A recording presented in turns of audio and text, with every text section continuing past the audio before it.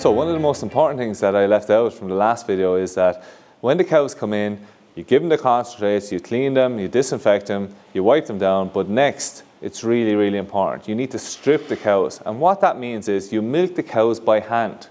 And the reason you do that is you're assessing the milk. And now, you won't know how much protein or how much fat is in it right then, but what you're looking for is to see if there's mastitis in the herd.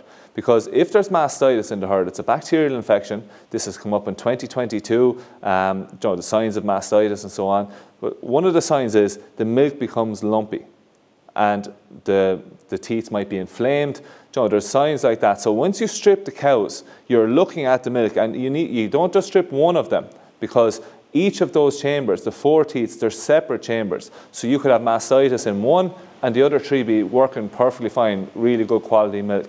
So what you do then is, and look, this was lucky enough on my behalf. We were in class one day back in 2019, and I was telling my students, I have a problem with somatic cell count. That means there's lots of mastitis in the herd. There was lots of infection, because somatic cell counts are white blood cells. So what I said to the lads was, I have a big problem with it. I can't identify which cow has it. It wasn't clear. There was no inflammation. The milk wasn't lumpy or wasn't watery. The milk looked fine with a number of cows. So what we did then was, and I hadn't heard about it till then, is we looked at the California mastitis test. This is a paddle here, and when you're stripping the cows, what you do is from each teat, you put one here, one here, one here, one here. What you do then is you clear off any excess milk until it hits the line there, and next you need to do is to get the solution, the California mastitis test solution.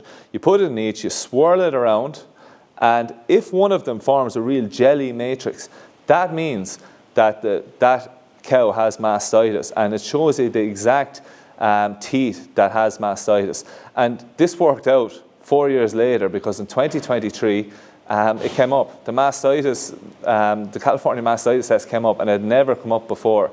So I was delighted, and obviously my students were delighted as well. Now, if the cow has mastitis, what you do is you get one of these tubes. Now, this came up in the same question in 2023. And students said, how would you treat a bacterial infection like mastitis?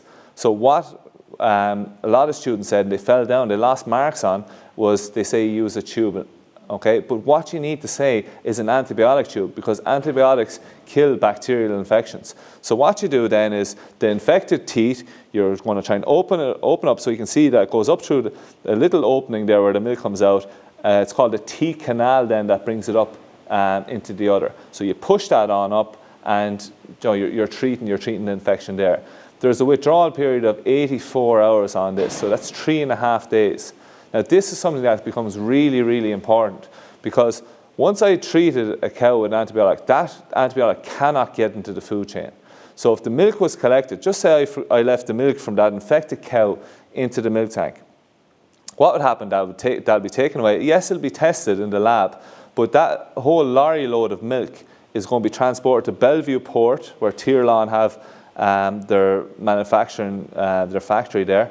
And what happens is, that lorry load is actually tested. They have to wait there for half an hour before they can put it into the whole factory.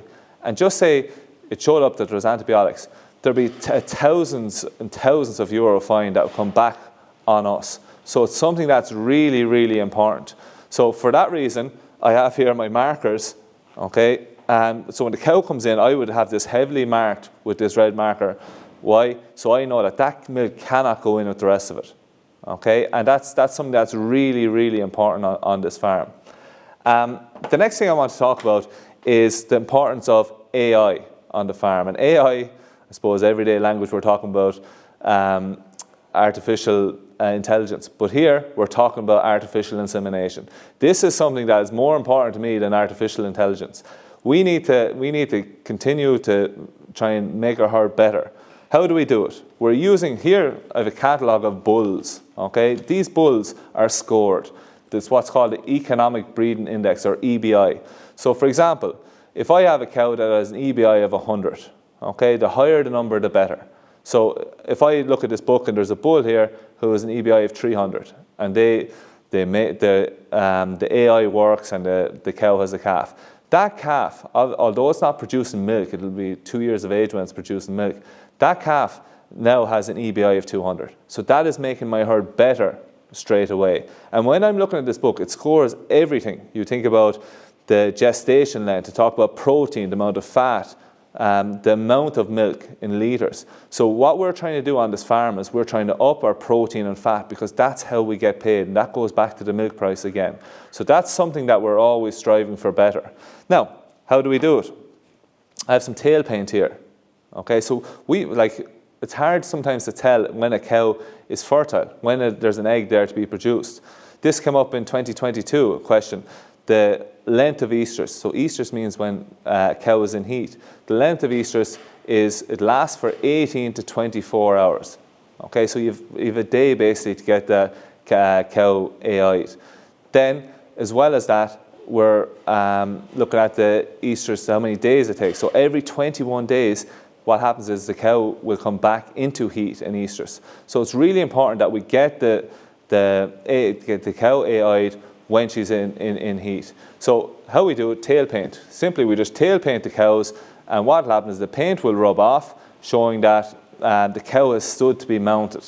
We use tail paint here. Some farmers will use a vasectomized bull, and that means the vas deferens or the sperm ducts are cut, but the bull will still mount the animals.